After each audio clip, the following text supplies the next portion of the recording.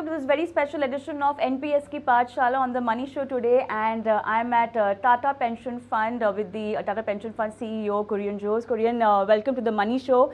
And I know it's the tax saving season and everyone is just preferring NPS, and we've seen a trend building up as far as NPS as a tax saving instrument is concerned. But then in today's conversation, we are not just going to talk about the tax aspect of NPS, but how can we align this pension product in your portfolio for your financial goals, because that's exactly the way we want our investors to look at it. You know, you get an advantage of savings your tax in ATC and ATCCD, but then also retirement being a very crucial goal.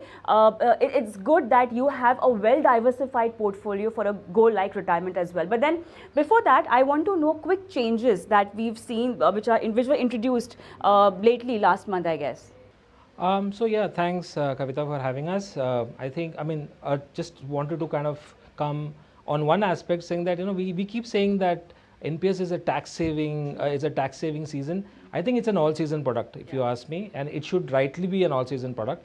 It just so happens that human tendency, human behavior, that you tend to kind of keep everything for the last moment. So with the JFM, Jan, Feb, March becomes the last moment, so it becomes a tax saving season. But I think we believe very strictly, very staunchly that it's an all season product. Right. Coming to the changes, I think quite a few interesting changes have been brought in by PFRDA to make it a little bit more simpler, because I think finance as a subject, it gets a little difficult and most people get put off as soon as you talk about finance. Yeah. So I think what the changes PFRDA has done is that they want people to come in young. Because by the time people start coming into investment, coming to retirement, they're too late. I mean, initially you have issues of you want to build a house, you have EMIs, you have rentals, and then everybody keeps saying like at 25, it's too old. I mean, it's too early for me to kind of think of retirement. Yeah. So I think what PFRDA is trying to do is make it young, talk to the young people. I think quite a bit of work has been done in the digital space. Mm-hmm. They have introduced something called investing through a QR code. And that's because most consumers today are used to kind of just opening a smartphone, scanning a QR code and just getting invested. Right. So obviously if you have a demat account and a QR code, it helps. That's as simple as that. I think the systematic withdrawal plan, systematic lump sum withdrawal, which is called the SLW, has been a great introduction that's come in. Earlier what used to happen is you used to invest till you are 60. At 60 you could take a lump sum out tax free again, and 40% you have to buy an annuity. Now what it allows you to do is you can stay invested till you are 75. Okay. So you can start investing till 18, you can invest from 18 to 70, but you can stay invested till 75. So there is no compulsion for you to take the money out at 60. You can let the money grow, and money grows pretty well, compounds pretty well. Looking at a last 10-year returns kind of thing, equity has given about 17 or 15 to 17%. GSEC has given about 11%, corporate bond has given about 9%. So you allow your money to stay invested, and the power of compounding is the eighth miracle, eighth wonder of the world. So you allow the money to stay, withdraw the money as per your requirement. You can withdraw it quarterly, half yearly, or yearly. And after 60? After 60, yes. So till 60 the money stays locked in. At 60, after 60 you can keep 60% of the money corpus, let it grow. 40% you necessarily have to buy an annuity. Okay. Something on partial withdrawals also? Yeah, partial withdrawal, what's happening is you can withdraw till you are 60, but only up to 25% of your corpus. So any money that you have put in on yourself. So like, so there are three ways of investing. So one is the all citizen model where you and I can invest, which you get the ATC benefit. Then you have that 50,000 rupees which you get ATCCD 1B. That's again your contribution. Yeah. But there is something which the advantage from income tax you get, which is the ATCCD 2, which is the corporate deduction, the corporate NPS, which is very popular. There what happens is the company kind of deducts or invests on your behalf. Obviously the CTC doesn't change, but that is seen as the employer contribution. So that as an aspect you cannot withdraw. So you can withdraw up to 25% of your contribution in case you need a requirement of, like, it could be a child's education, it could be a house, it could be a a new venture. So there are some criteria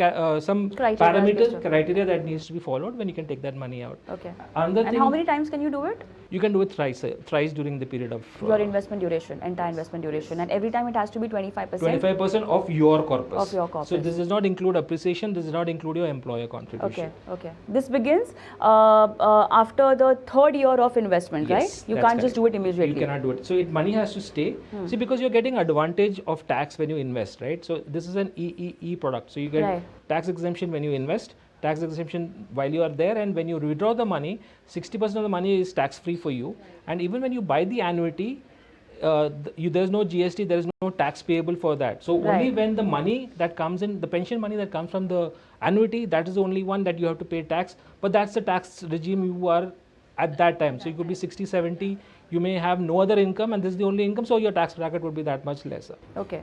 And you get the tax benefit only if you are an old tax regime taxpayer? So there are two ways to look at. In the old regime, you get all the benefits of ATC, ATC CD 1B and ATC CD 2. Right. But in the new regime, you don't get the first two. You get the benefit of ATC CD 2, which is the corporate deduction. So if you are doing corporate deduction, you get benefit in the new tax regime as well. Okay. So a lot of people think that it doesn't make sense to do NPS if you're in the new tax regime. A lot of people switch. People in the 7 to 10 lakh bracket, they say like, I don't need these exemptions. I want to kind of have more cash in hand.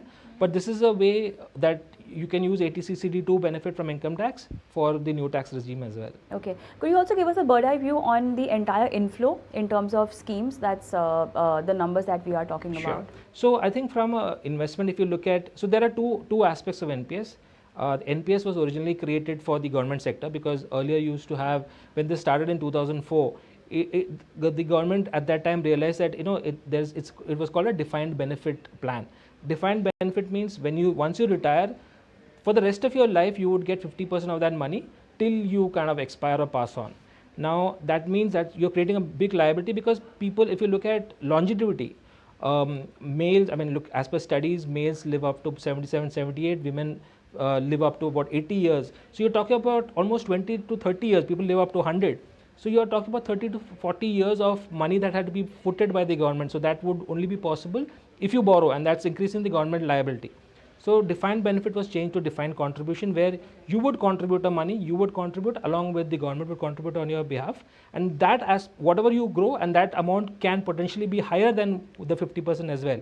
It is just that from 2004 you have not reached a stage where these people are retired yet. So this is a wonderful scheme. It is just that people don't really know about it so much. So 85% of the corpus of NPS is with the government sector, and 15% of the corpus is with the private sector, where you have about 10 fund managers in space.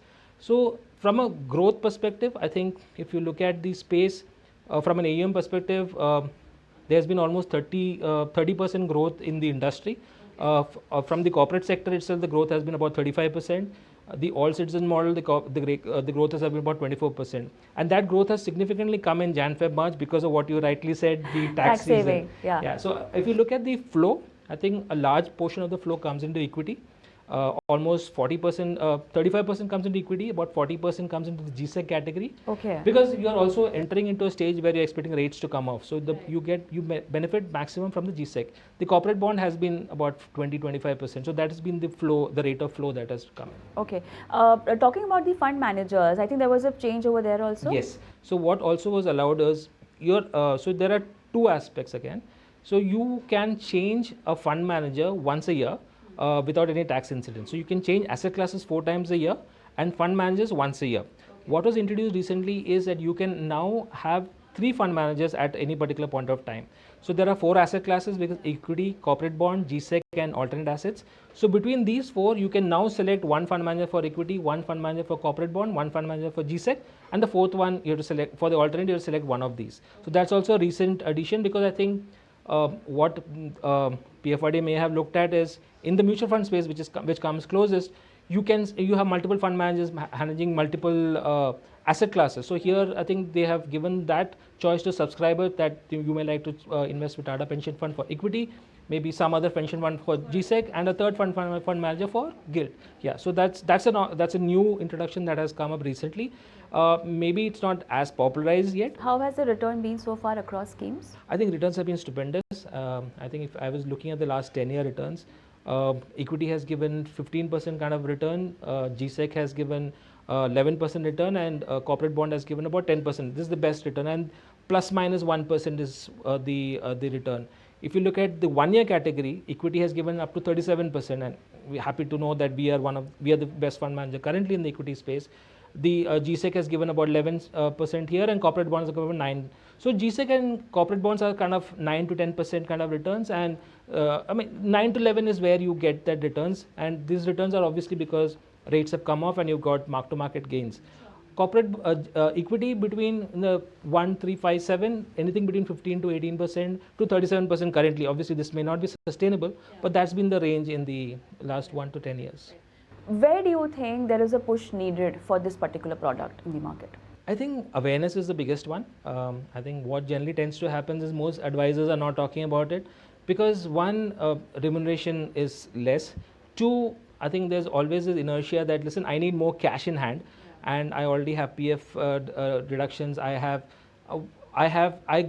products that I go to are people, maybe my parents knew about it. The kind of, assured returns like the FDs or the LIC, those are things which have been there and people have talked about it. I think this is one of India's best kept secrets because people don't really talk about it because there's no money in this whole game.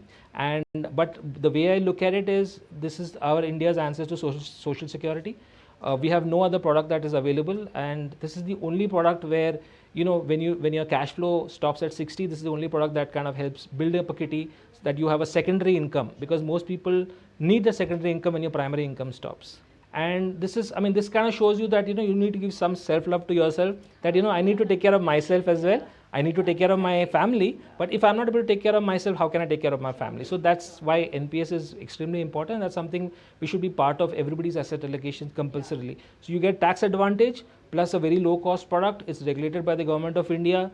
It's participation of government sector employees as well as private sector employees. It's a complete win-win for everybody in it. So there's no reason why anybody should not be invested into NPS. The only thing missing is having the right mindset and discipline when you invest in NPS and make it a very important investment instrument for your retirement goal.